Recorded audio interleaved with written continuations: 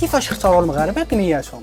ايوا يا سيادنا، قبل الاستعمار المغاربه ما كانش عندهم الكنيه، كانت عندهم غير السميه وشي لقب، مثلا المهنه محمد النجار، او المنطقه محمد الفاسي، او الوالدين محمد بن عبد الله. ولكن في الخمسينات المستعمر فرض على المغاربه يختاروا كنيه. اذا كيفاش داروا لها؟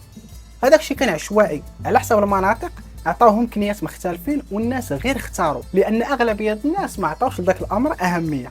هذا اللي خلى بعض الناس يختاروا بعض الكنيات اللي مهينه. مثلا الناس اللي ما كانوش كيفهموا الامازيغيه اختاروا كنيات بحال زعطوط اللي كتعني القرد بالامازيغيه، وناس اخرين اللي ما كانوش كيفهموا العربيه اختاروا كنيات بحال العوار، بحال بونعجه، بخوشه وما شابه. هذا الشيء غيدير مشاكل لاولادهم في المدرسه من بعد. هذا علاش في السبعينات والثمانينات كانت واحد الموجه كبيره نتاع تغيير الكنيات، في حين ناس اخرين قالوا لولادهم غير صبر ماشي مشكل، حيت بعض الناس ما عارفينش باللي راه عندكم الحق تغيروا كنياتكم الا كانت كتجيب لكم الضرر. مثلا العائله ديال المجرد راه كنيتهم في الاصل المقرد، هذا علاش با غيرها لعبدو والولد غيرها للمجرد.